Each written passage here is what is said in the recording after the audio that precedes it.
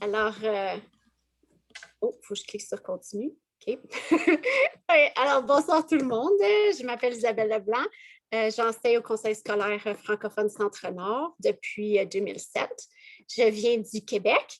Alors, j'ai vu dans la boîte de clavardage plein de personnes qui me disent où ils travaillent en ce moment.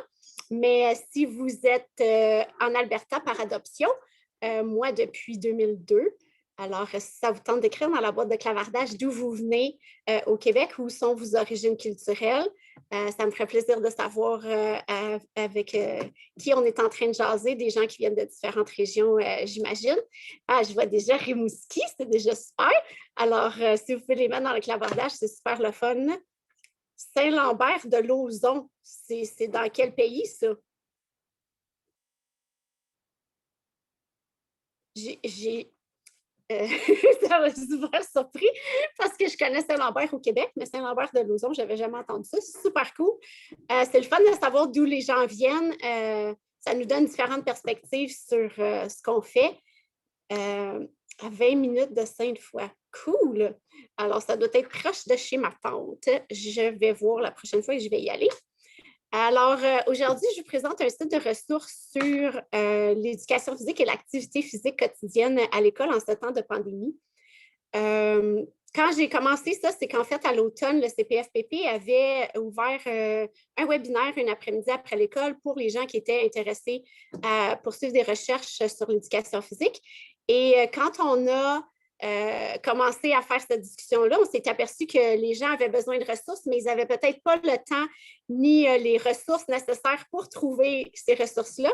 Donc, le CPFPP m'a contacté par la suite pour me demander si je prendrais le temps de monter quelque chose pour aider les enseignants. Alors, le site que je vous présente ce soir, c'est un site que j'ai monté à l'aide du CPFPP pour vous soutenir dans l'enseignement de l'éducation physique et de l'activité physique quotidienne. Je vais dire, avant de vous présenter le site, que je ne suis absolument pas une spécialiste d'éducation physique. En fait, jusqu'à l'âge de 25 ans, je détestais les sports dans toutes leurs formes. J'ai eu des enseignants au primaire et au secondaire qui m'ont fait détester l'éducation physique.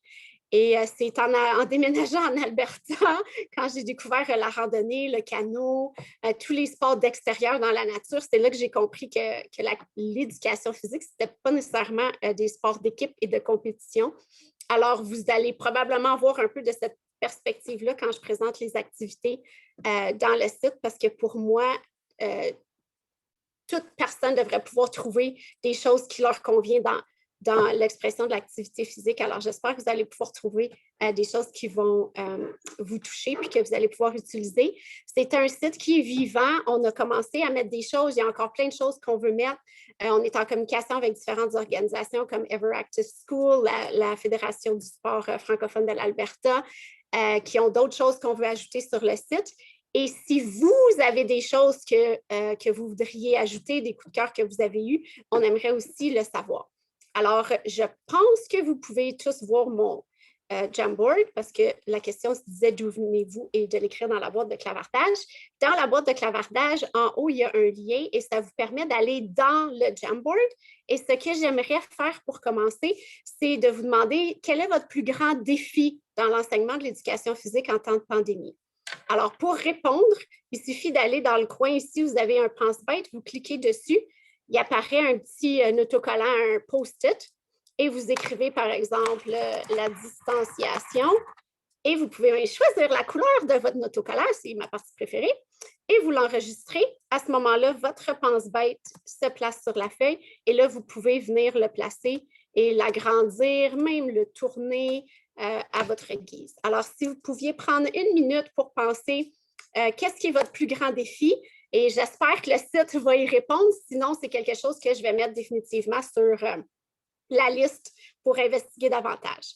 Alors, il suffit de cliquer sur le petit cône ici et vos pense-bêtes vont apparaître sur l'écran. Alors, je vous laisse 1 ou 2 minutes pour faire ça et je vois qu'Éric a remis le lien dans le clavardage pour ceux qui sont arrivés plus tard. Merci beaucoup. Je vois plein de personnes qui se connectent, mais je ne vois pas encore de messages, alors je vous laisse. Oh, le nettoyage du matériel, oui, ça, c'est pas amusant du tout. Merci pour le partage. Super. Alors, s'il y a d'autres défis que vous voyez, prenez le temps de les écrire. Si vous voulez en écrire plus qu'un, gênez-vous pas. Je vais rapetisser le mien pour vous donner plus d'espace pour pouvoir écrire. Alors, encore une fois, vous cliquez sur le petit icône pense-bête ici à gauche et vous allez pouvoir écrire votre message. Et ça se déplace, ça se rapetisse, ça s'agrandit.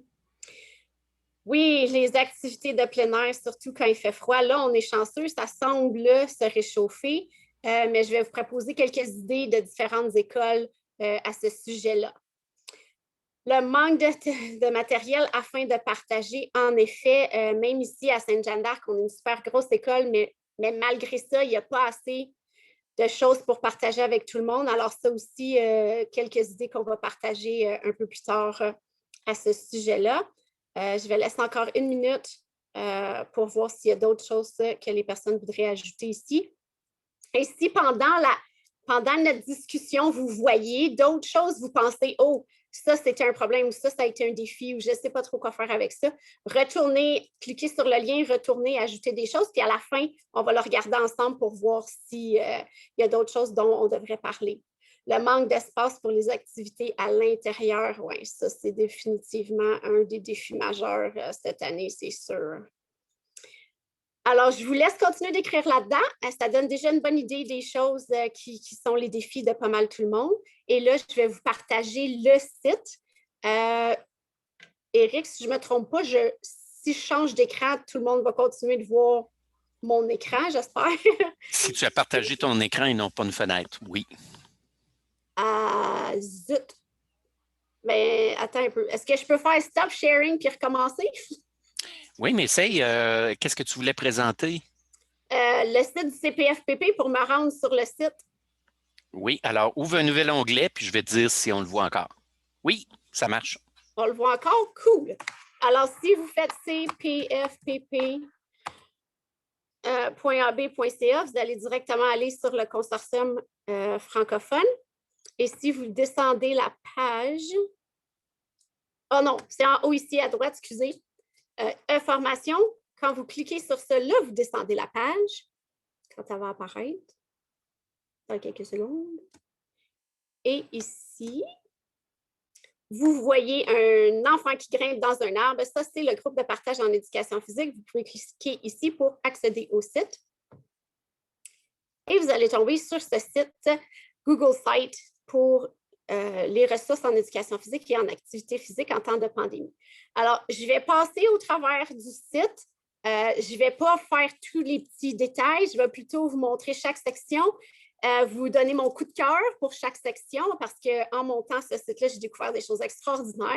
Alors, j'étais très heureuse d'avoir la chance de monter ce site-là parce que maintenant, mes activités physiques dans ma salle de classe avec mes élèves et mes cours d'éducation physique sont d'autant plus enrichis parce que j'ai découvert toutes ces choses-là. Et après chaque page, je vais prendre 1 minute pour demander s'il y a des questions ou des commentaires.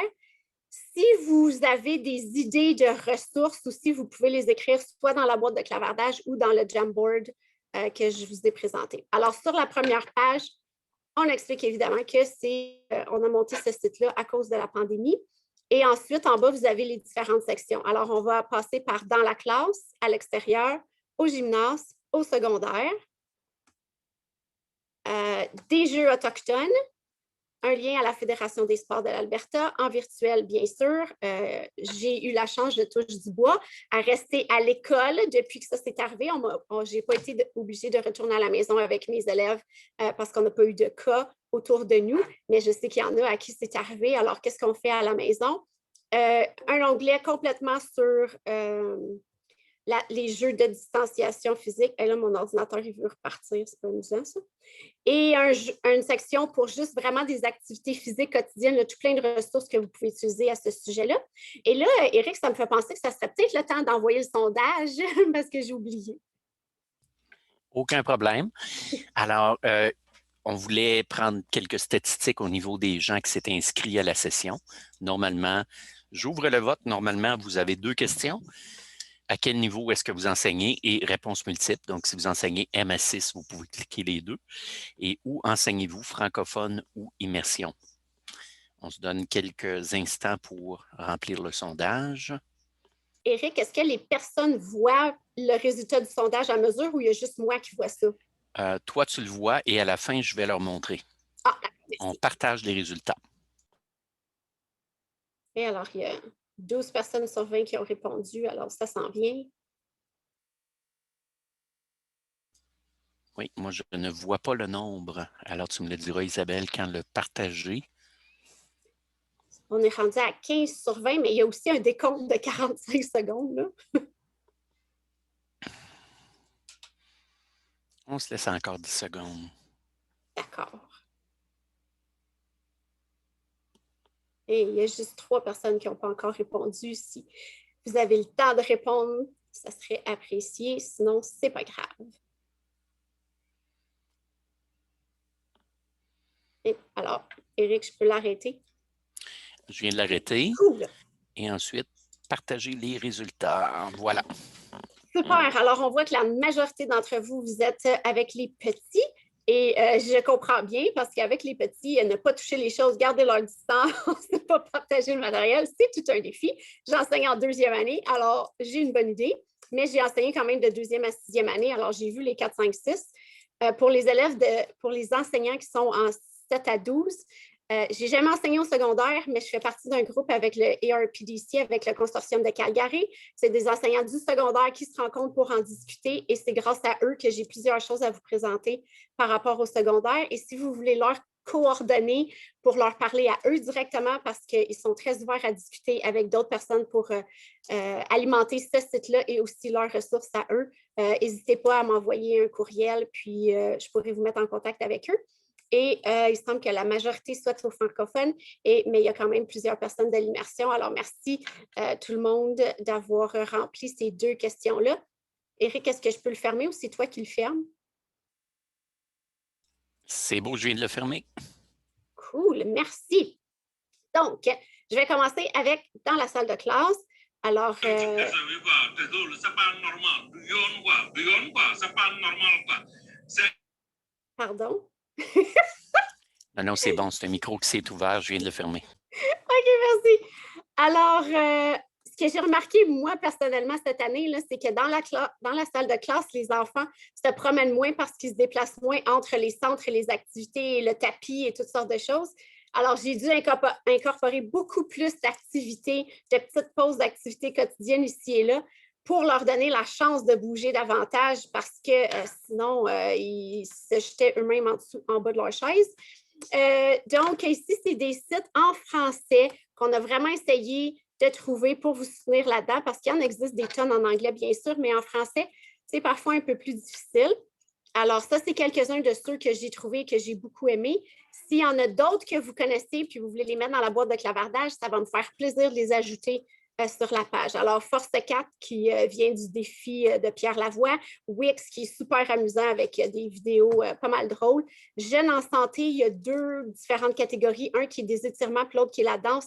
Super bien fait pour les petits. Là, c'est vraiment au niveau des enfants. Ils peuvent suivre à un rythme parfaitement agréable. Ma classe en action, même chose, des beaux vidéos. Vlad, super dad, c'est drôle. C'est un papa qui fait ça à la maison avec ses enfants. Mais mon coup de cœur, c'est sans aucun doute Move 50+. Et là, ça va sonner un peu étrange parce que c'est pour les 50 ans et plus. Mais si vous avez la chance d'aller sur ce site-là, si vous cherchez quelque chose à faire avec vos élèves dans la salle de classe, si vous allez sur la section Bouger, là, je veux juste confirmer avec Éric que les gens voient ça. Oui, on voit Move 50+. OK, super. Alors, si vous allez sur Bouger et vous allez sur une chaise, alors vous cliquez sur Chaise, et là, vous avez tout un paquet de vidéos ici en bas. Alors, il y en a une dizaine. Et ces vidéos-là durent entre 2-3 minutes jusqu'à 30 minutes. Et ça a l'air de rien, mais c'est super bien fait. Cette dame-là qui fait les vidéos, elle les fait à un bon rythme, elle fait des bons mouvements, elle montre bien les gestes. Et en arrière d'elle, il y a 2 personnes qui le montrent comme elle et l'autre qui le montre de façon adaptée. Alors moi, je dis souvent aux enfants de suivre celui-là parce que ils n'ont pas toujours des poids dans la classe, quoique des fois, ils prennent des crayons et ils trouvent ça bien drôle. Parfois, ils utilisent des bandes élastiques. Nous, on n'en a pas, alors ils font semblant. Et c'est ce que fait le monsieur là en arrière. Alors, nous, on les a faites presque tous. Les élèves adorent ça. Dès que je mets ces vidéos-là, ils sont prêts, ils s'assoient sur leur chaise puis ils ont hâte de faire les activités. La dame, elle les fait de façon très intéressante pour les gens âgés, mais comme pour les enfants. Alors, s'il y a un site à retenir sur cette page-là, moi, j'irai visiter Bouger 50+. J'espère qu'ils vont faire d'autres vidéos. Je les ai contactés pour leur dire qu'on les utilisait. Alors, ils étaient très, très, très contents de ça et ils devaient me contacter là, si quelque chose allait venir de cette étape-là. Alors, ça, c'était pour dans la salle de classe. Alors, c'est pas vrai, il en reste 2 en bas, excusez. Il y a les pauses actives. Ça a l'air étrange, c'est comme un diaporama, mais quand on clique sur les activités, c'est des vidéos qui commencent. Et les pauses itives, alors les pauses actions, celui-là a plein de séquences de mouvements, là, une genre de routine à faire. Au début, jusqu'à la page 12, ça explique. Alors, si vous voulez juste les routines, passez le début, allez jusqu'à la page 12 et là, vous allez trouver les différentes routines. Et ça ici, si vous ne connaissez pas Brain Break, c'est super amusant.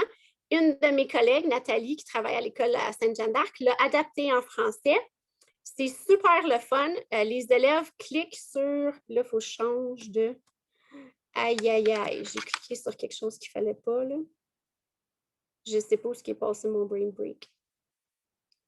Excusez, c'est que quand je vais en haut pour aller cliquer, ça bouge la petite fenêtre, puis là, je ne peux plus cliquer dessus. Et... Okay. Alors, quand je vais sur Brain Break, désolée, il était ouvert, mais là, j'ai fait une petite erreur. Au début, là, ici, ça vous explique comment ça fonctionne. Vous allez voir, ce n'est pas très compliqué. Quand vous partez sur la première page, puis vous cliquez sur la flèche pour descendre, puis vous demandez à un enfant de dire arrêt quand il veut. Alors, je pèse sur la flèche, je descends les pages, et là, je dis arrêt, et là, ça tombe sur une page et ça vous donne 5 activités à faire. Alors, 1, c'est marche sur place. 2, touche le plafond, les élèves s'étirent sur les orteils pour toucher le plafond. 3, ils font semblant de jongler des balles. C'est hilarant de voir les enfants faire ça. 4, les cercles avec les bras. Et 5, la marche de pingouin. Ils adorent faire ça. Et là, la première activité, ils doivent la faire pendant 1 minute. Il y a le chrono qui est ici. Puis la musique change quand le temps arrête. Et c'est de la même couleur que l'image. Alors, c'est bleu pendant 1 minute. Après ça, c'est 45 secondes pour le 2, 30 secondes pour le 3, 20 secondes, puis 10 secondes. Et c'est, comme vous pouvez voir, là, c'est plein d'activités différentes. Puis chaque page a une liste d'activités différentes. Vous pourriez décider de les faire une par une en ordre, ça ferait l'affaire, mais la personne qui a conçu ça, elle l'a conçu pour que les enfants pensent que c'est une affaire aléatoire, là, puis il faut juste cliquer sur arrêter quand on veut, puis on a des activités différentes. Alors, ça aussi, c'est super amusant. Et là, je pense que ça conclut cette page. Tout à fait. Alors là, c'est les 2 diaporamas ici. Alors, sur ce, je vais prendre une petite pause et vous demander s'il y a des questions ou des commentaires. Vous pouvez écrire dans la boîte de clavardage qui est ici. Alors, je vais pouvoir voir si vous mettez des commentaires ou Éric va me le dire si vous mettez des commentaires. Alors, je vais vous laisser quelques secondes là, pour penser s'il y a quelque chose. Si vous voulez aller visiter vous-même le site, je vous rappelle qu'il faut juste aller sur cpfpp.ab.ca et vous cliquez sur E-formation et ensuite le site est en bas si vous voulez aller le visiter en même temps que moi et cliquer sur différentes activités à mesure qu'on les fait. Alors, s'il n'y a pas de questions dans les quelques prochaines secondes, je vais continuer. Pas de questions dans le chat. Super. Alors, on passe à la page 2. Alors, au gymnase, comme il a été mentionné dans le Jamboard au début, la distanciation, c'est très difficile. Le nettoiement du matériel, c'est très difficile aussi. Alors, il faut essayer de trouver des choses qui peuvent nous aider. Alors, on a commencé au début en mettant plein de façons différentes que des personnes nous ont suggérées pour la distanciation.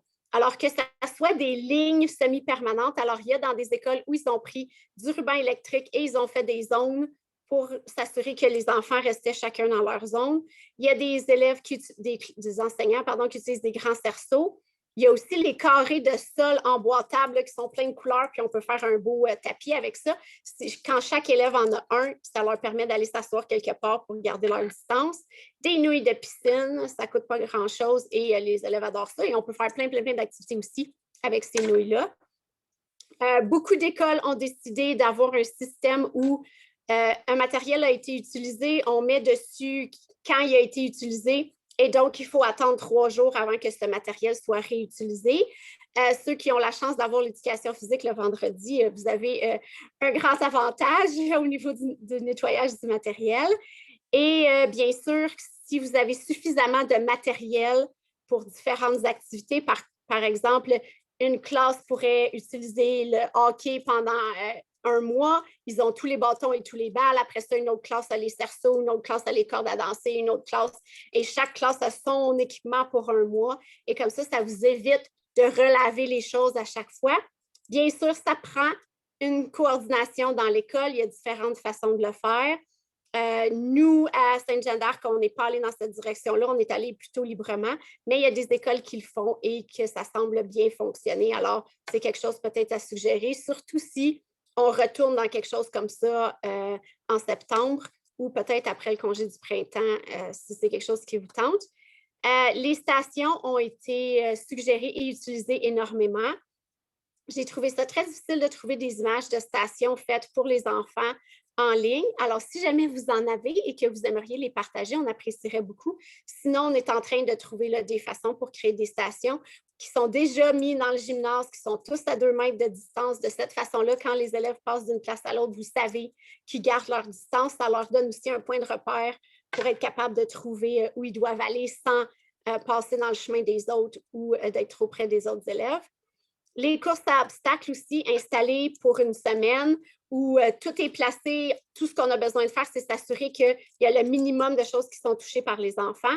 Alors, bien sûr qu'un tunnel de la sorte, comme sur l'image, ce ne serait pas la bonne chose à mettre. Mais par exemple, utiliser les bancs, des choses à sauter par-dessus, passer entre des choses. Alors, c'est quelque chose que vous pouvez, avec vos collègues, décider de monter pour une semaine. Et ça évite qu'on soit obligé de toujours rentrer, sortir, nettoyer, parce qu'on demande aux enfants de se laver les mains avant et de se laver les mains après. Et donc, ça diminue le nettoyage. Bien sûr, il faut faire attention à quelles sont vos politiques à l'école et dans votre conseil au niveau du nettoyage. Et 2 autres activités qui sont super gagnantes pour la distanciation, c'est le yoga. Bien sûr qu'on peut adapter de plein de façons et il y a tellement de façons super intéressantes en ligne. Dernièrement, j'ai vu le yoga des sports olympiques. Alors, les poses traditionnelles ont toutes été transformées pour qu'elles deviennent des sports olympiques d'hiver. Alors, les animaux, bien sûr, qu'on connaît tous. Ceux qui enseignent en 2e année, il y a un ensemble pour les animaux de Métégan, un pour Iqaluit et un pour Saskatoon. Alors, c'est une façon très intéressante de jumeler études sociales et sciences. Et bien sûr, le Zumba, il y a des centaines de routines qu'on peut faire en ligne, plus ou moins adaptées pour les enfants selon les cas, mais c'est facile dans ce temps-là de garder la distance et de garder les enfants très, très actifs. Et si vous allez sur ce site du récit, il y a tout plein d'activités pour la corde à danser. Alors, si vous aimez la corde à danser, c'est quelque chose de pas dispendieux que vous pouvez avoir pour chaque élève facilement. Et vous avez débutants, intermédiaires et avancés, plein d'activités à faire avec la corde à danser qui vous permet encore, chaque élève a sa corde à danser dans son espace. Vous pouvez projeter ça sur l'écran et les élèves peuvent jouer de cette façon-là. Et j'ai encore perdu ma barre. OK, excusez. J'ai de la misère à gérer tous les onglets qui sont ouverts. Et ça, c'était pour le gymnase. Et toutes les pages en bas se terminent avec une page avec le courriel du consortium. Si vous avez des idées, si vous avez des ressources, vous pouvez envoyer un courriel au consortium et on peut ajouter ces choses-là sur le site. Alors, sur ce, j'arrête 1 minute, le temps de voir s'il y a des gens qui ont des questions et des commentaires, quelque chose qu'on pourrait ajouter sur le site ou des questions auxquelles vous aimeriez qu'on réponde ou que je réponde en particulier. Oui, seulement un petit commentaire de Rebecca dans le chat. Mission impossible, oui, à Sainte-Jeanne-d'Arc, on faisait ça d'habitude au mois de février. Cette année, ça l'a comme sauté. Mais oui, c'est quelque chose super amusant que les élèves adorent faire. Et quand on diminue tout ce qui a lancé de balles ou de trucs à prendre avec les mains, on peut facilement faire quelque chose de très intéressant pour les enfants, c'est certain. On avait fait comme 10 minutes, tu essayais de faire le montant de tour possible, plus montant de tour possible. Puis il y avait des stations où tu avais besoin de... si tu arrives à station 2, tu es d'accord, mais si tu tombes en station 2, tu retournes. C'était formidable comme activité, surtout avec la musique, on avait la lumière. Ça a bien allé. C'est super! J'avais pas pensé de faire retourner les élèves au début quand ils manquent leur coup. Merci. La prochaine fois, je vais ajouter ce défi aux élèves. Intéressant. Alors, je vais passer à la section à l'extérieur. Alors, bien sûr, Alberta Education et Alberta Health Services et le gouvernement nous suggèrent fortement de faire le maximum d'enseignement, surtout de l'activité physique et de l'éducation physique à l'extérieur. Bien sûr, ce n'est pas évident, on est en Alberta, on le sait bien, mais ça se fait. La première chose que je tiens à dire, c'est que vous devez vérifier les politiques de votre école et de votre conseil. Le CPFPP, on vous partage des idées, mais c'est à vous de vérifier qu'est-ce que vous avez besoin à l'école pour faire ces activités-là au niveau de la sécurité, au niveau des formulaires, si vous décidez d'aller à l'extérieur et tout ça. Alors, assurez-vous de bien vérifier ça avant d'amener vos élèves à l'extérieur. La première activité la plus simple à faire pour aller à l'extérieur qui vous permet de faire plein d'activités, c'est juste de marcher autour de votre école, que ça soit pour marcher simplement, si ça fait partie de l'activité physique, que ça soit pour courir, bien sûr, si vous avez des plus grands et que vous êtes capable d'avoir un circuit proche de l'école qui est sécuritaire. Vous pouvez aussi créer des circuits de conditionnement physique. Dans certaines villes, comme à Lacombe, ils ont des appareils sur le sentier autour du lac avec du conditionnement physique. Alors, bien sûr, ça veut dire qu'il faut traîner le désinfectant, j'allais dire le hand sanitizer, désolée. Alors, il faut peut-être traîner ça avec vous, mais quand même, ça permet de faire quelque chose d'intéressant. Et dans votre quartier, si vous prenez une marche avec les enfants, avec les élèves, vous pouvez aussi découvrir des endroits intéressants, des ressources qui vous permettent de faire de l'activité physique comme des arbres, bien sûr, mais aussi des ruisseaux, les bancs, les tables de pique-nique. Alors, toutes ces choses-là peuvent être utilisées pour faire de l'activité physique. Mais avant de partir, on a mis une liste de toutes sortes de choses ici que vous devriez penser. Alors, est-ce que vous avez besoin d'un formulaire d'excursion? Dans certains cas, si vous restez sur le trottoir du périmètre de votre cours d'école, vous n'avez pas besoin. Alors, c'est à vérifier parce que si c'est le cas, alors vous pouvez sortir faire le tour du périmètre de l'école tous les jours, n'importe quand. Alors, ça vous donne quelque chose d'intéressant à faire. Sinon, vous pouvez décider de rester juste à l'intérieur du périmètre de la cour d'école. Ça, déjà, pour les petites pattes, faire tout le tour du périmètre de la cour d'école, c'est déjà beaucoup. Si vous partez, bien, pensez à ce que vous avez besoin, vous, comme enseignant. Veste de sécurité, bien sûr, téléphone cellulaire, sifflet, pansement. Alors, s'il arrive quoi que ce soit, moi, j'ai un sac à dos qui a toutes ces choses-là, toujours toutes dedans. Alors, quand on part, moi, j'ai juste à prendre le sac à dos parce que ces choses-là sont déjà à l'intérieur. Je n'ai pas besoin d'aller chercher un peu partout. Dans certaines écoles, ils ont des sacs à dos déjà faits comme ça. Si vous partez en excursion, il vous suffit d'aller au bureau et on vous donne le sac à dos. Alors, c'est quelque chose peut-être que vous pouvez organiser dans votre école si ce n'est pas le cas. Et qu'est-ce que vos élèves ont besoin? Dans la plupart des cas, quand moi, je pars là avec les plus petits, je n'apporte pas grand-chose. En général, c'est plutôt juste quelque chose pour s'asseoir. Quand j'allais avec les plus grands, on partait avec planchette, crayon de couleur. Quand j'avais les 6e années, on partait avec les téléphones. Ils étaient permis, on leur permettait de prendre des photos de certaines choses qu'ils voyaient. Puis ensuite, quand on revenait à l'école, on mettait ça dans leur drive. Ils pouvaient faire des présentations et tout ça. Alors, il y a quand même, avec la technologie, là, des choses extraordinaires qu'on peut faire. Moi, ce que j'utilise pour que les élèves s'assoient, ça s'appelle en anglais un sit-upon. Je n'ai pas encore trouvé un nom catchy en français, mais vraiment, c'est un gros sac extra large de Ziploc rempli de feuillets, de pamphlets qu'on reçoit à la maison. Là. En tout cas, moi, à Beaumont, je reçois encore ça. Les feuillets du Sobeys et du Home Hardware et du Walmart et du je ne sais pas quoi d'autre. Et vous remplissez le sac avec ça. Ce qui fait que quand les enfants le mettent par terre pour s'asseoir, bien, ils ont un sac de plastique, donc ils ne vont pas mouiller leurs pantalons.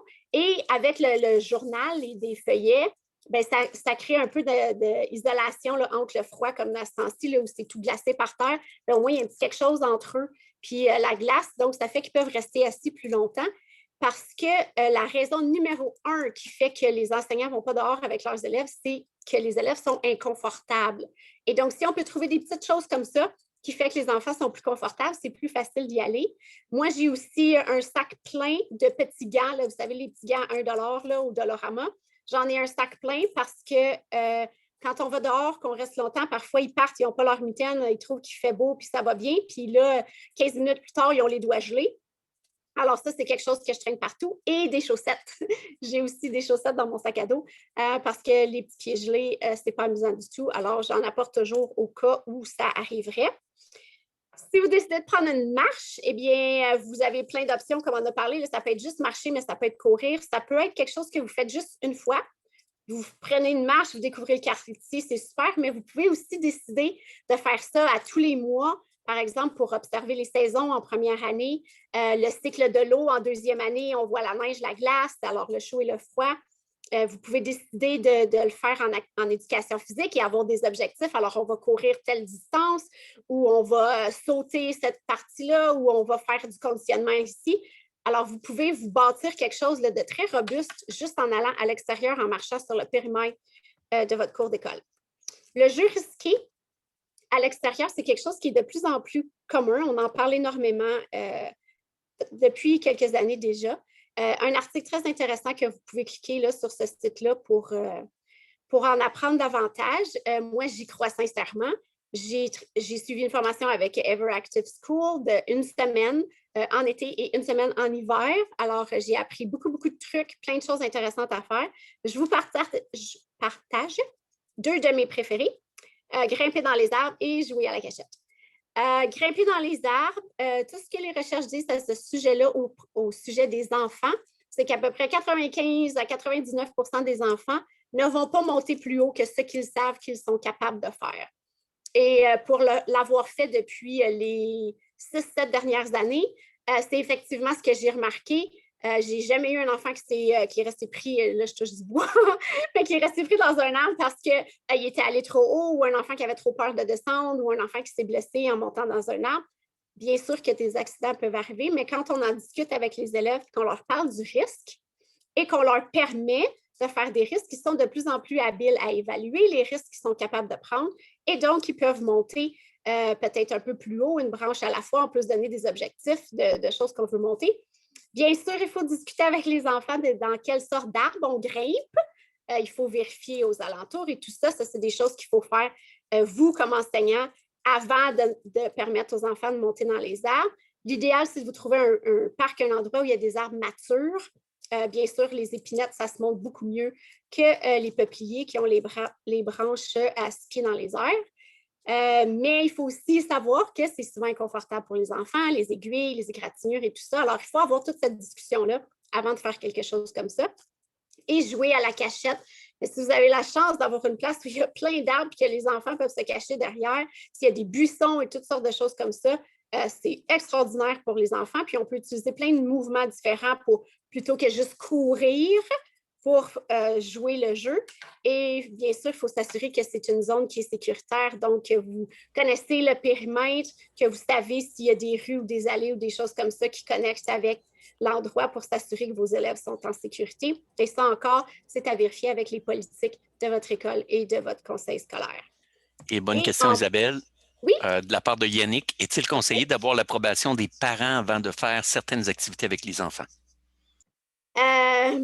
Ça, c'est une question très piège. De mon expérience, si on leur demande la permission avant, on n'a pas toujours l'approbation de tout le monde. Si on explique qu'on s'en va, par exemple, en journée plein air, qu'on va faire un paquet d'activités et qu'on discute avec les élèves des activités à faire, si on fait l'activité et qu'on prend des photos avec les enfants, qu'on montre ce qu'on a fait, que les enfants sont capables d'expliquer ce qu'ils ont fait, pourquoi ils l'ont fait, comment c'était sécuritaire, dans quel but ils ont fait ça. En général, les parents embarquent à 100%. Je n'ai jamais demandé la permission aux parents avant, mais toujours à ma direction d'école, bien sûr, et en accord avec le conseil scolaire. Alors, je n'ai jamais pris les élèves à des endroits où ma direction n'était pas d'accord. C'est toujours des endroits où j'ai vérifié la sécurité, j'ai vérifié l'état des branches. On a beaucoup joué dans les ruisseaux quand j'enseignais à Beaumont, mais j'ai vérifié l'état du ruisseau, j'ai vérifié la profondeur.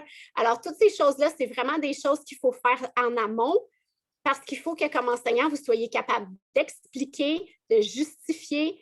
On a des rases à accomplir et on peut en accomplir des tonnes à l'extérieur, mais il faut être solide. Si vous partez et vous doutez de vous, ça n'ira pas très bien. Alors, si vous avez besoin d'aide avec ça, ne gênez-vous pas, envoyez-moi un courriel, j'en ai fait beaucoup et je continue d'en faire. C'est plus difficile avec des deuxièmes années, je trouve, parce que ça,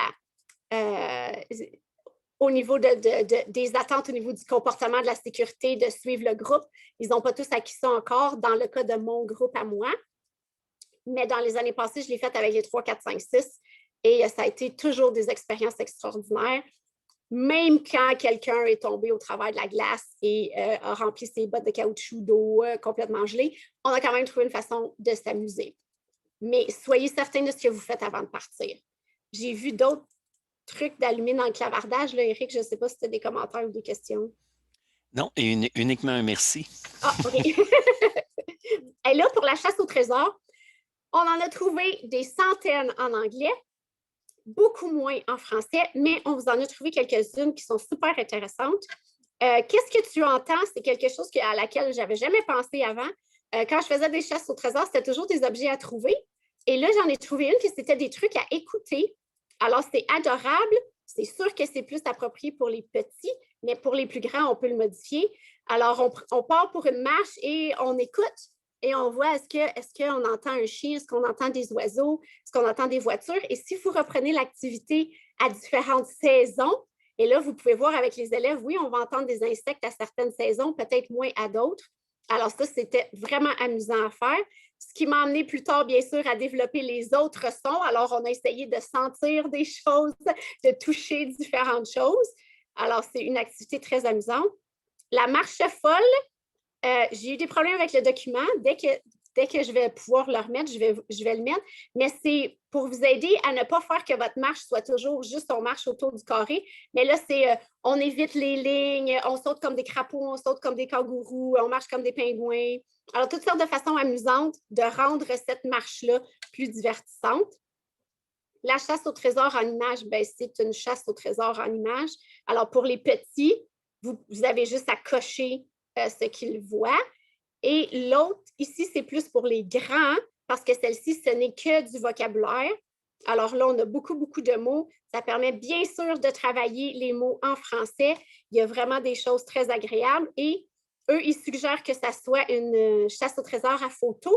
Alors, avec les grands, ils doivent prendre des photos de toutes ces choses-là. Et par la suite, vous pouvez bâtir un slide ou un Spark ou n'importe quel autre truc technologique. Là, je n'y suis plus maintenant, mais alors, très amusant à faire avec les plus grands et ma barre de défilement s'est sauvée.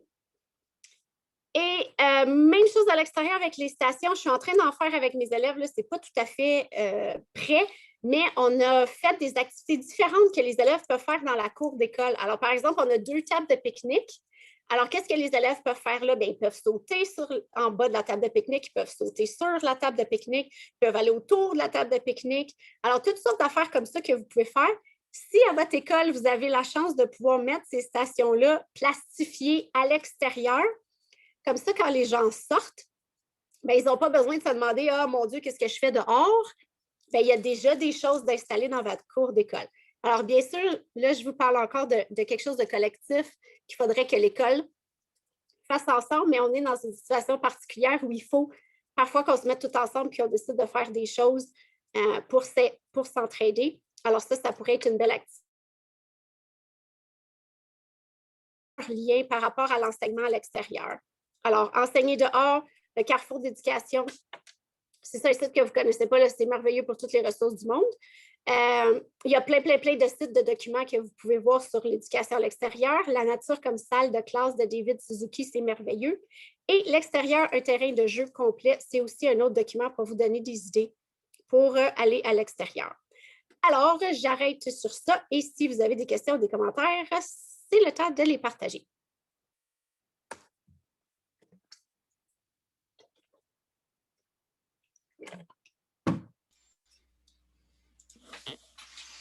Je vous invite d'ailleurs à utiliser la fenêtre conversation pour écrire les commentaires. Jusqu'à maintenant, les ressources qu'Isabelle vous a fournies, est-ce que vous pensez que ça va vous être utile?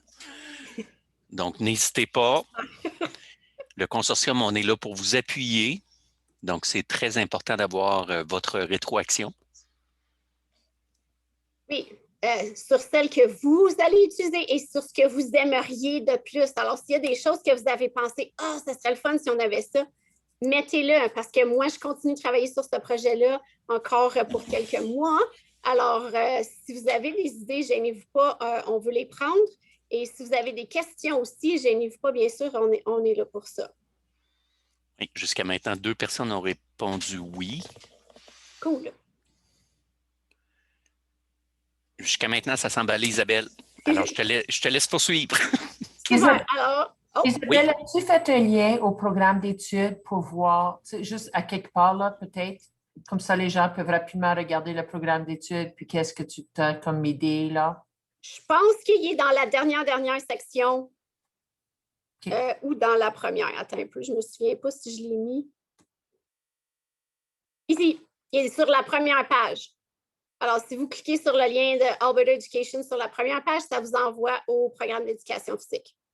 Merci d'avoir demandé ça. J'avais oublié que j'avais mis ça. Alors, petite pause au secondaire.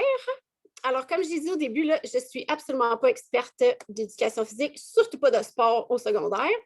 Mais ce qu'on m'a dit, avec le groupe avec lequel je participe, avec le consortium de Calgary, c'est que c'est difficile d'enseigner les sports au secondaire cette année, que l'éducation physique, c'est tout un défi. Une des choses qui crée le plus de défis, c'est souvent les contraintes sanitaires, comme vous avez partagé au début, bien sûr. Ici, on vous partage quelques idées que les enseignants avec qui j'ai discuté ont eues dans leurs écoles ou utilisent dans leurs écoles. Alors, pour utiliser le matériel, il y a beaucoup de profs qui ont séparé leur classe en groupe A, groupe B. Et donc, quand groupe A joue, groupe B doit nettoyer son matériel. Et pendant ce temps-là, utiliser différentes choses, comme par exemple, il y a beaucoup de journaux d'objectifs qui ont apparu là, dans le temps de la pandémie. Je vais vous en montrer plusieurs exemples en bas, ce qui permet vraiment à chacun des étudiants de cibler des objectifs, de travailler vraiment des composantes en particulier, et ce qui permet aussi de plus individualiser les sports au secondaire. Alors, ça peut aller rejoindre des élèves qui, comme moi, n'aimaient pas trop le jeu de groupe. Tout le monde compétitionne un contre l'autre. Mais quand on me donnait un objectif juste pour moi à atteindre, ça, c'est quelque chose que moi, j'appréciais. Alors, ça, c'est quelque chose que je vais vous montrer en bas.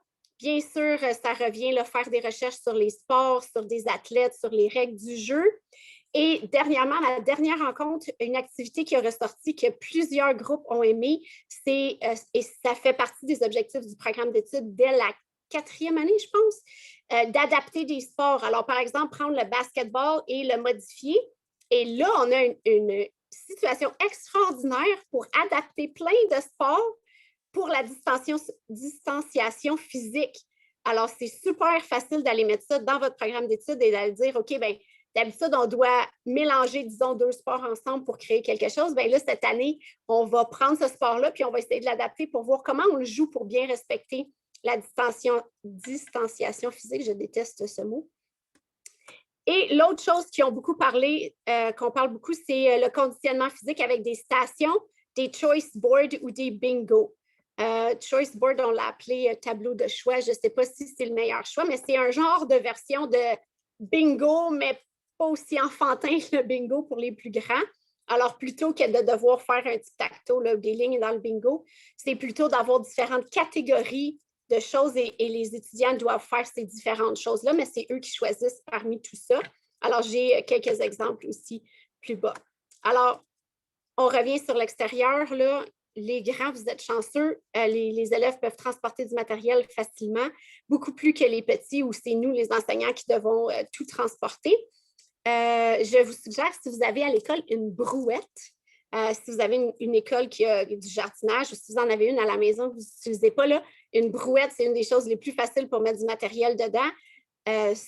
surtout avec les grands parce qu'eux, ils peuvent la transporter aussi. Mais avec les petits, ça fait que vous n'êtes pas obligé de les traîner là, sur votre dos et ça fait beaucoup de place.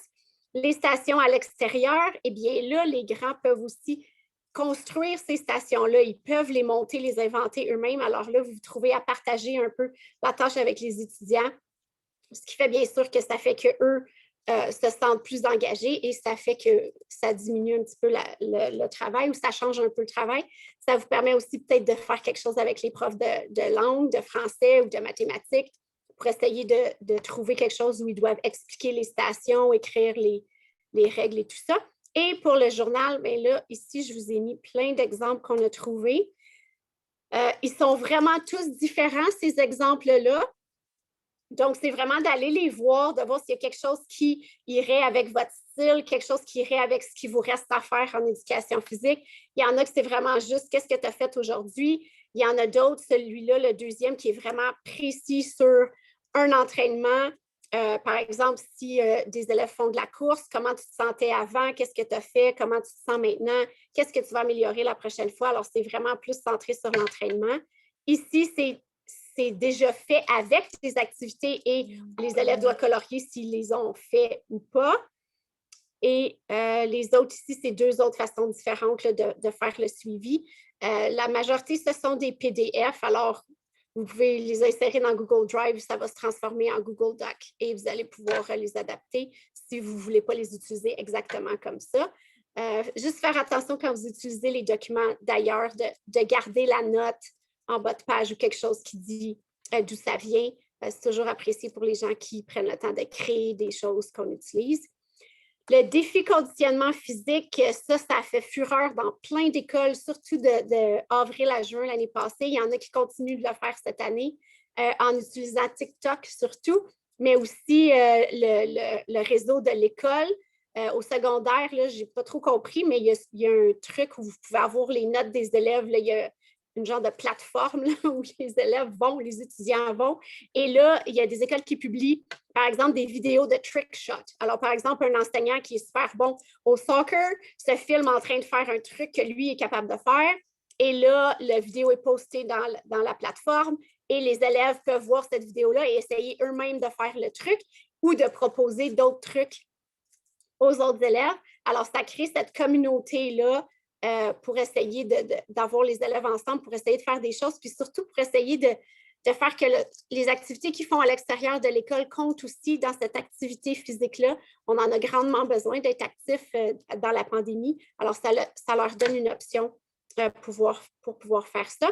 Et le tableau de choix, comme je vous disais, c'est simple tableau que vous pouvez modifier où il y a les activités individuelles, comme séparées avec le programme, là, mais vous pouvez les faire de toute autre façon que vous voulez, mais au niveau individuel, quelle activité on préfère, au niveau de la gymnastique, au niveau de l'environnement différent, au niveau des jeux, des sports, puis au niveau de la danse.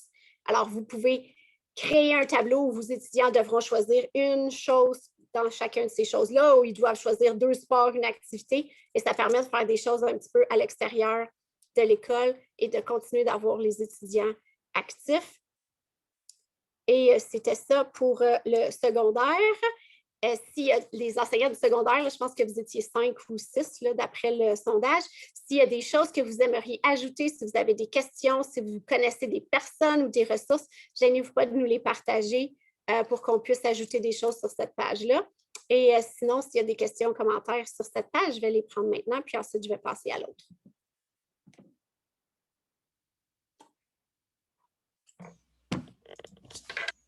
C'est tranquille dans le chat. Super, alors je continue. Alors, en virtuel, la petite boîte noire la petite bête noire de cette année scolaire. Comme je disais au début, moi, j'ai eu la chance jusqu'à date, et je touche du bois, de garder mes élèves à l'école depuis le début de l'année, mais ça n'a pas été le cas pour tout le monde. Il y a beaucoup de personnes, surtout en avril, mai, juin, qui ont comme laissé de côté cette partie-là. Ça n'a pas été beaucoup enseigné. On ne nous avait pas exigé de faire ça, alors ça a été beaucoup difficile. Mais là, quand on tombe à la maison ces temps-ci, ça fait partie de notre programme d'études, alors on doit continuer de l'enseigner. Être actif, là, c'est tellement, tellement important. Alors, il ne faut pas laisser ça de côté si vos élèves s'en vont à la maison. Alors, je vous propose quelques petites activités. D'abord, peu importe où vous allez en activité physique ou en éducation physique, tous les gens à qui vous parlez vont vous dire qu'il n'y en a pas un qui est meilleur que l'autre. Oui, bien sûr, à l'école, vous avez plein de matériel. Vous avez de l'espace dans certains cas, pas dans toutes. Mais à la maison aussi, il y a encore plein d'options. Il y a le fait que vous pouvez individualiser les cours, que vous pouvez avoir des rencontres avec les élèves quand ça leur convient, qui peuvent choisir des activités qu'ils aiment, qui peuvent se mettre au défi. Et il y a plein de matériel qu'on peut utiliser à la maison pour faire l'école virtuelle. Et si vous cliquez sur ce document ici, on a créé un document où on vous donne des idées de ce que vous avez à la maison et ce que vous pouvez faire avec.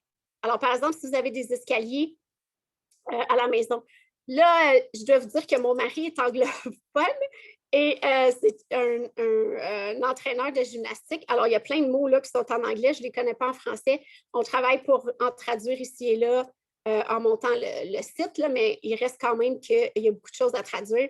Alors, des push-up, incline, calf raises, toe raises, monter les escaliers, sauter sur les marches. Si vous utilisez un sofa, un lit ou un banc, vous pouvez faire les dips, évidemment, sauter.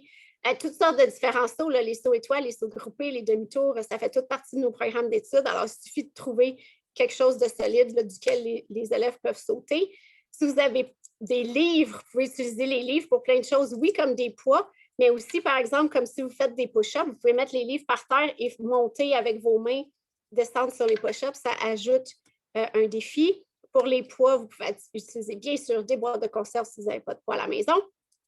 Un manche à balai, super pour les étirements ou pour les sauts. Et le mur peut être utilisé pour plein de choses, comme par exemple faire des équilibres, bien sûr, faire la chaise, mais aussi faire des push-ups sur le mur, qui est une bonne façon de commencer à faire des pompes quand on doit bâtir nos muscles.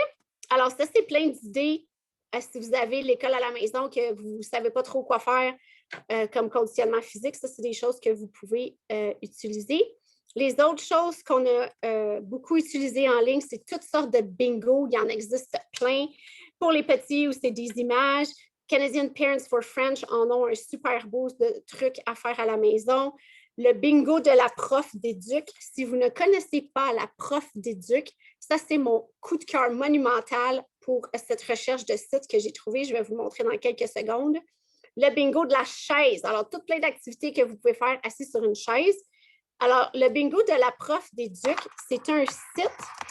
La dame, elle s'appelle la prof d'éduc. C'est un Google site.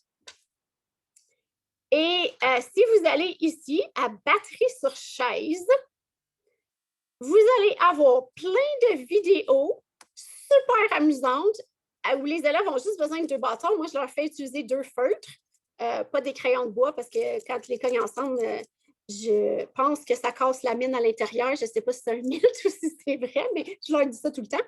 Alors, ils doivent utiliser des crayons feutres. Et alors, si vous cliquez sur une de ces vidéos, là, je veux prendre Coton Ouaté qui était super populaire là, au printemps dernier. Je ne vais pas mettre le son, là, on n'a pas besoin d'entendre la chanson. Mais vous voyez, alors, elle installe sa chaise, elle a ses bâtons et elle fait les mouvements, quand même des mouvements un peu d'aérobie, là. Les élèves, c'est à peu près 3 minutes, là, ces vidéos, et ils doivent suivre le rythme. J'insiste beaucoup pour qu'ils fassent les mouvements comme il faut. Alors, quand elle fait ses squats ici dans la vidéo, c'est vraiment d'essayer de baisser. Quand ils kick, je veux des beaux kicks, des belles jambes droites. Alors, vraiment d'insister sur les mouvements qui sont bien faits. Et après 3 minutes, ils sont épuisés, mais ils ont eu tellement de plaisir à jouer avec les bâtons et leurs chaises. Alors, je vous invite à aller sur ce site-là. C'est absolument extraordinaire. Et qu'est-ce qu'il y avait d'autre sur ça? Oh, des chasses à trésors à la maison. Il y en a plein. Cherche et trouve un site magnifique. Il doit y avoir au moins une 30aine de chasses à trésors pour jouer dehors, quand c'est l'été, quand c'est l'hiver, quand c'est l'Halloween, quand c'est la Saint-Valentin. Je suis sûre qu'il y en a un sur la Saint-Patrick, je n'ai pas regardé encore. Et ce qui est intéressant, c'est que c'est présenté avec plusieurs coches à mettre quand vous trouvez des choses. Alors, si vous partez pour une marche, bien, ils peuvent cocher 5 voitures, mais à la maison, ça peut être de cocher 5 paires de souliers, 3 chaises. Alors, ça leur permet d'aller se promener et évidemment, avec les petits, vous pouvez leur dire, OK, mais pour aller chercher des choses de ta chasse au trésor, tu dois sauter à 2 pieds, tu dois revenir en faisant l'ours. Alors, toutes des choses comme ça. un safari toutou. Alors, si vous avez des plus petits, ils doivent aller chercher des toutous dans la maison. Même chose là pour les grands, c'est des safaris, des chasses au trésor photos. Alors, prendre différentes photos des choses qu'ils ont à la maison. Et j'ai remis les journaux, parce que ça aide à suivre ce que les enfants font à la maison s'ils ont quelque chose comme un journal pour cocher. Oui, j'ai fait du conditionnement physique. Oui, j'ai fait de la flexibilité. Oui, j'ai fait des choses comme ça. Alors, ça peut vous aider à suivre ça parce qu'un des grands défis à la maison, bien sûr, c'est l'évaluation. Alors, comment on fait pour savoir si les enfants ont fait ça et qu'est-ce qu'ils ont fait? Alors, ça peut être une façon de les évaluer. Et je termine avec cette page, cette section, avec un site absolument extraordinaire. Il est juste en dessous du site de la prof d'éduc, c'est Box Canada. C'est tout à fait bilingue. Toutes les activités que vous allez trouver là-dedans sont en français et en anglais. Moi, je reçois, parce que je me suis inscrite, là, vous pouvez aller faire des trucs gratuits, mais si vous vous inscrivez dans les ressources, vous allez recevoir une fois par semaine une page qui donne une activité pour un défi pour la semaine, une activité pour le lundi, une pour le mardi, mercredi, jeudi, vendredi. Et c'est des activités comme, par exemple, un qu'il y avait cette semaine, c'est l'ABC du beanbag, là, le petit sac de sable. Alors, les élèves peuvent prendre, par exemple, une paire de chaussettes roulées et là, ils doivent faire épeler leur nom avec les lettres du ABC. Alors, par exemple, si mon nom, c'est Isabelle, bien, le I, ça dit tenir le beanbag sur ma main en équilibre pour 30 secondes. Après ça, je cherche I, S. Le S, c'est sauter sur un pied en tenant le sac de sable. Après ça, je vais voir A. A, c'est faire un squat en tenant mon sac de sable. Alors, c'est des listes infinies d'activités à faire à la maison ou à l'école. Moi, je les utilise au moins une fois par semaine avec mes élèves. Alors, allez là, ça vaut la peine de vous inscrire ici, ça ne coûte rien. Puis, ils vous envoient un courriel à chaque semaine avec toutes les activités. C'est absolument merveilleux.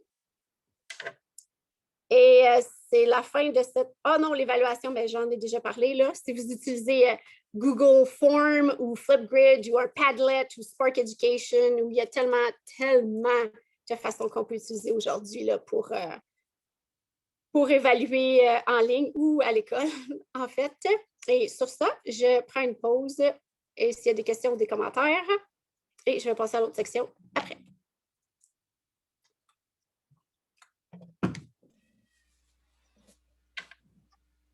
Pas de questions, pas de commentaires.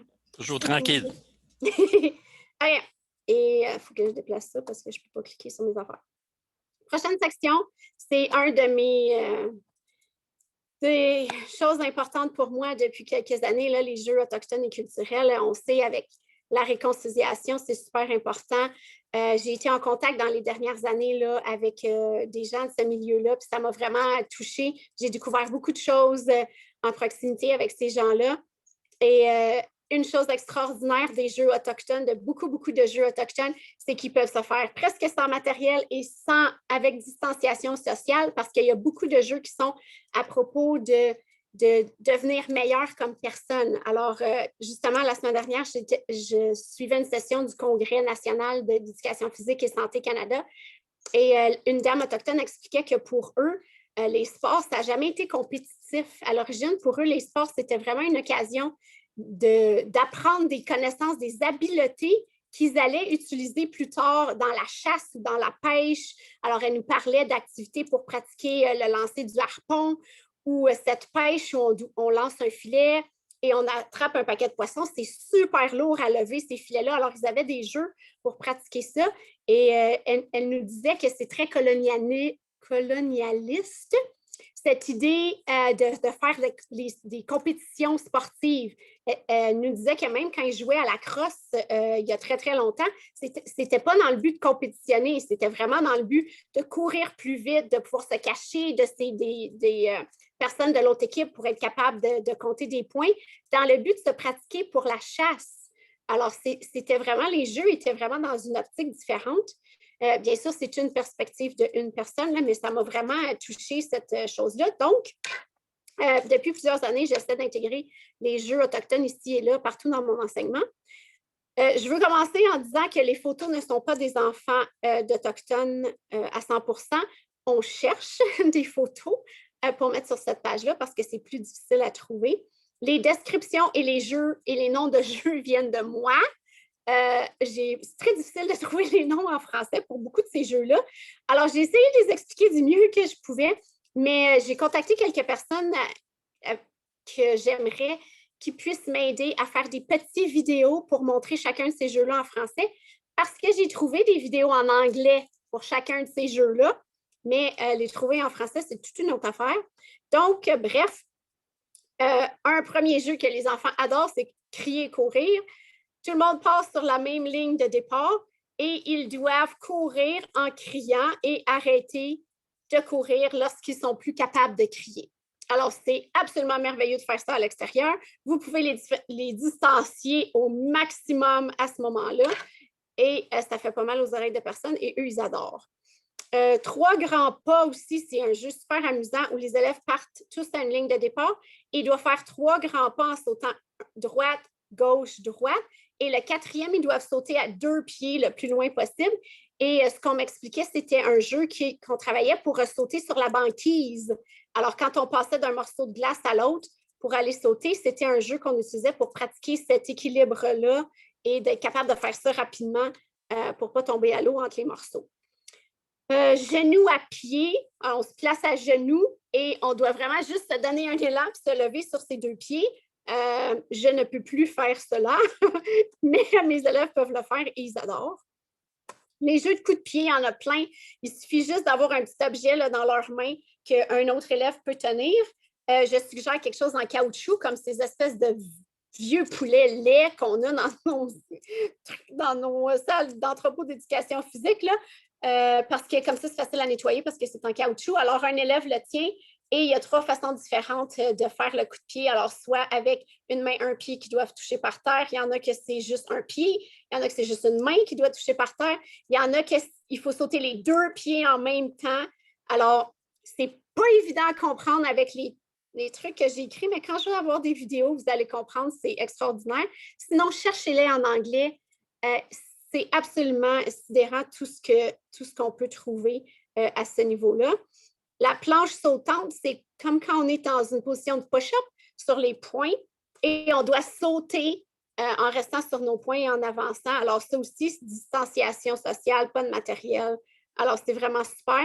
Si vous connaissez d'autres jeux autochtones qui se prêtent bien à la distanciation physique et au minimum de matériel, ou d'autres jeux culturels, moi, comme Québécoise, Canadienne, Française, honnêtement, je connais le hockey, le canot, mais j'ai vraiment pas de référence culturelle d'aucun autre jeu à part les jeux de corde à danser que j'ai mis dans une des sections que j'ai adoré toute ma vie. Alors, si culturellement, vous connaissez dans votre culture à vous, que ce soit ukrainienne, africaine, européenne, je ne peux pas imaginer que chacune des cultures n'a pas différents jeux. Si vous voulez nous les partager, ce serait vraiment super de pouvoir ajouter à cette page-là d'autres cultures, d'autres jeux qu'on pourrait faire. C'est une page très courte. J'espère qu'on va avoir beaucoup plus de choses prochainement. Mais s'il y a des questions, des commentaires, ça serait le temps.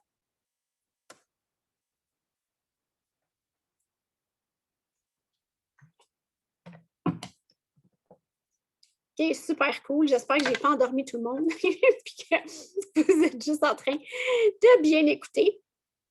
Les prochaines sections, vraiment, c'est plus des ressources générales. Alors, la section sur les jeux pour la distanciation physique, vous pouvez voir, on en a trouvé plein.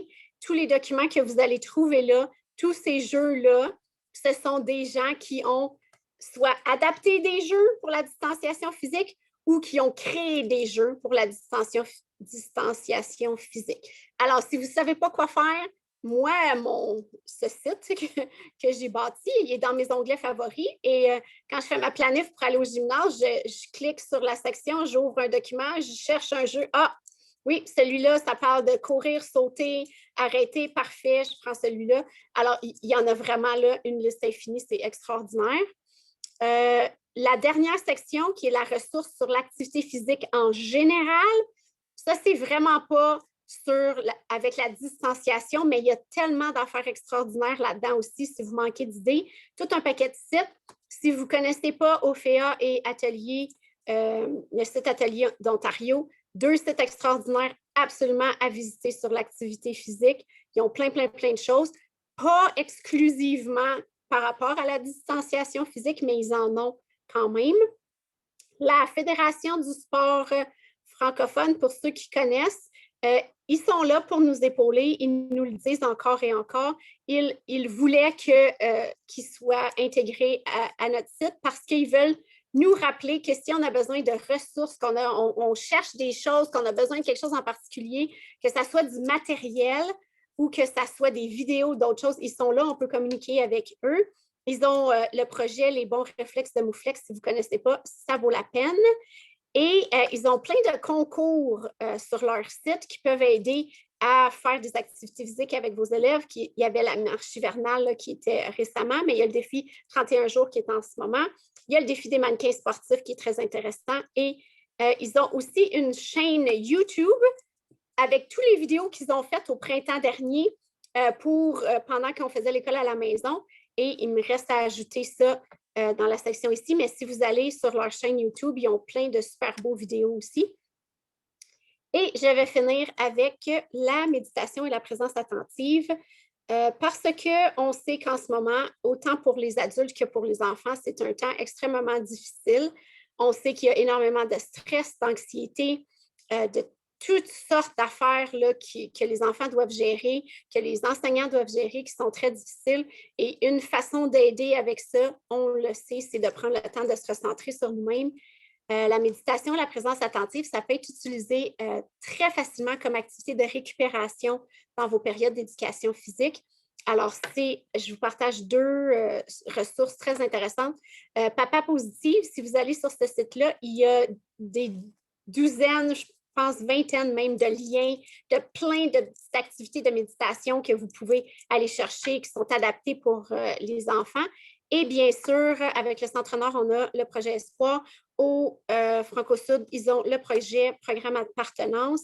Et je suis certaine que dans les autres conseils, il y a d'autres ressources en immersion. Vous devez sûrement avoir quelque chose à propos de la santé mentale, soit un groupe de personnes ou une organisation qui vous soutient dans ça. Et c'est quelque chose que vous pourriez aller voir avec eux pour être capable de trouver des choses par rapport à ça pour soutenir vos élèves aussi dans la pandémie et dans l'idée de se recentrer et d'essayer de travailler sur le stress et l'anxiété.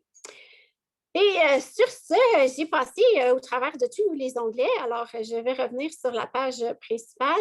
Je vais arrêter de partager et revenir à toutes les personnes. Alors, l'idée, c'était que je serais disponible jusqu'à 17h30. Si vous avez des questions, des commentaires, s'il y a d'autres choses que vous voulez ajouter dans la boîte pour partager ou si vous voulez les mettre aussi dans le Jamboard, vous pouvez faire ça. Le Jamboard, vous allez y avoir accès pendant encore plusieurs jours là, si vous voulez ajouter des choses. Alors voilà, je vous laisse le micro ou le clavier pour partager des questions ou des commentaires.